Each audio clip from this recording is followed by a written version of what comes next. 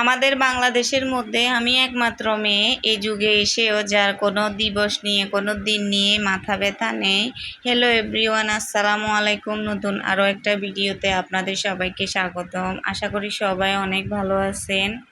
ভিডিওটা করা হয়েছিল 14 এপ্রিল, পহেলা বৈশাখের দিন। যদিও আমার প্রথমে জানা ছিল না ওই দিনটা ছিল পহেলা বৈশাখ। পরে হাজব্যান্ড বলল, আমারও ইচ্ছে করলো কোথাও গিয়ে ঘুরে আসি।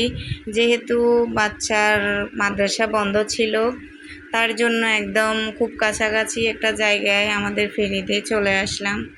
এসে তো দেখি আমাদের মতো অনেকে এসেছে। কেউ এসেছে পহেলা বৈশাখ উপলক্ষে, আবার কেউ এসেছে আড্ডা দিতে।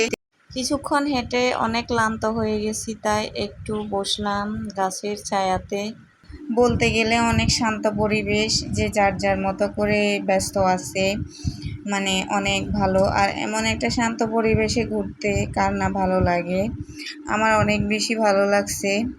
এই জায়গাতে আমাদের অনেকবার আসা হয়েছে, কিন্তু এবারের মতো এরকম শান্ত পরিবেশ আর ছিল না। যেহেতু আমরা আস্তে আস্তে বিকাল হয়ে যায়, তখন সবাই আসে, তখন মানে বসার মতো ওরকম পরিস্থিতি থাকে না। আর আমার তো নিরিবিলি না হলে ভালো লাগে না, নিজের মতো করে না হলে ভালো লাগে না। আর এমন একটা শান্ত পরিবেশে ফুচকা বা চটপটি না খেলে হয়। তো হাজব্যান্ড অর্ডার করলো। বলতে গেলে বাসা থেকে পেট ভর্তি খাবার খেয়ে এসেছি, এখন ভালো লাগতেছে না। যেহেতু এখানে বসলাম, তো ভাবলাম যে ফুচকা চটপটি খাবো আর একটু গল্প আড্ডা দেবো, আর এই ফাঁকে সময়টাও কেটে যাবে আর কি।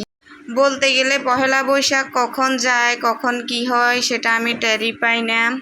আজকে যেহেতু ঘুরতে ইচ্ছে হলো, হাজব্যান্ড বলল আজকে তো পহেলা বৈশাখ, তার জন্য বাসায় হোয়াইট কালারের ড্রেস ছিল, তাই এটা পরলাম আর কি। বাচ্চাদেরকেও পরাই দিলাম, কিন্তু এই দিনটা পালন করব ওই ধরনের কিছু না।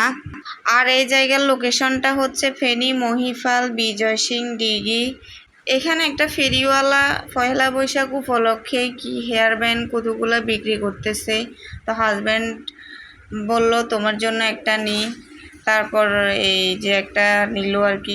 এগুলো দিতে আমার একদমই ভালো লাগে না, তাই আমি খুলে ফেলছি, খুলে ব্যাগের মধ্যে ঢুকাই নিলাম।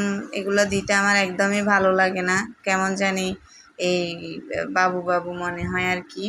আর এদিকে আমার বাচ্চা তো মানে এখানে অনেক ফেরিওয়ালা আছে, যেখানে যাই দেখতেছে ওটা নিয়ে দাও সেটা নিয়ে দাও। তাই ওর জ্বালায় আমরা এখন ভাবতেছি চলে যাব, আর বেশিক্ষণ এখানে থাকা যাবে না। আর ওই দিনের ওয়েদারটা অনেক বেশি ভালো ছিল, এত পরিমাণের বাতাস, মানে অনেক বেশি ভালো লাগছে। মানে বাতাসের জন্য একদম দাঁড়ানো যাচ্ছে না। আর ওইখান থেকে একটা মার্কেটে চলে আসলাম আমরা তাড়াতাড়ি। নতুন বাসা সাজানোর জন্য কিছু ফুল আর কিছু জিনিসপত্র নিলাম।